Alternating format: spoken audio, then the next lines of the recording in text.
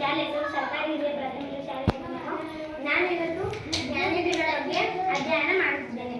ಜ್ಞಾನೇಂದ್ರಿಯಗಳಿಗೆ ಇನ್ನೊಂದು ಹೆಸರು ಪಂಚೇಂದ್ರಿಯಗಳು. ಪಂಚ ಅಂದರೆ 5. ಯಾವುವು?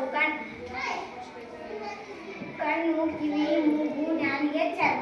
ಮೊದಲನೇದಾಗಿ ಕಣ್ಣು. ಈಗ ಕಣ್ಣ ನೋಡಕ್ಕೆ ಸಹಾಯ ಮಾಡ್ತದ. ಈ ದೂರದ ವಸ್ತುಗಳನ್ನು ಕಣ್ಣಿನಿಂದ ನೋಡ್ಬೋದು, ಸಮೀಪದ ವಸ್ತುಗಳನ್ನು ಕಣ್ಣಿನಿಂದ ನೋಡ್ಬೋದು. ಈ ಸುಂದರವಾದ ಪ್ರಪಂಚನ ನೋಡಲು ಕಣ್ಣು ಬೇಕು. ಈ ಕಣ್ಣು ಅಂತೇಳಿ ಎಲ್ಲ ವಸ್ತುಗಳನ್ನು ನೋಡ್ತು. ಈ ಕಣ್ಣೇ ಇದ್ರಿಂದ ನಮ್ಗೆ ಏನು ನೋಡೋದಕ್ಕೆ ಸಹಾಯ ಆಗುತ್ತೆ. ನಮ್ಗೆ ಕಣ್ಣು ನೋಡಕ್ಕೆ ಸಹಾಯ ಮಾಡ್ತದೆ. ಈಗ ಎರಡನೇದಂದ್ರೆ ಕಿವಿ. ಕಿವಿ ಕೇಳಲು ಸಹಾಯ ಮಾಡ್ತದೆ, ಪಾಠ ಕೇಳಲು ಸಹಾಯ ಮಾಡ್ತದೆ, ಹಾಡ ಕೇಳಲು ಸಹಾಯ ಮಾಡ್ತದೆ, ಈಗ ಯಾರೋ ಒಳ್ಳೆ ಶಬ್ದನ ಕೇಳಲು ಸಹಾಯ ಮಾಡ್ತದೆ. ಮೂರನೇದಂದ್ರೆ ಮೂಗು. ಈ ಮೂಗ ಉಸಿರಾಡಲು ಸಹಾಯ ಮಾಡ್ತದ. ಒಂದು ಲಘುವಾದಂದ್ರೆ ಅದ್ರ ವಾಸನೆ ತೋರಕ್ಕೆ ಸಹಾಯ ಮಾಡ್ತದ. ಈ ಬಾಜುದ ಮನೆಗೆ ಅಡುಗೆ ಮಾಡತಾರಂದ್ರೆ ನಮ್ಮಲ್ಲಿ ಇಲ್ಲಿ ನಾವು ಈ ಕುಂತಲೇ ವಾಸನೆ ಬರ್ತದ. ಮೂಗು ನಮ್ಗೆ ವಾಸನೆ ತಗೊಳಕ್ಕೆ ಕಾರಣ ಮಾಡ್ತದ. ಈಗ ನಾಲಿಗೆ ಮಾತನಾಡಲು ಸಹಾಯ ಮಾಡ್ತದ.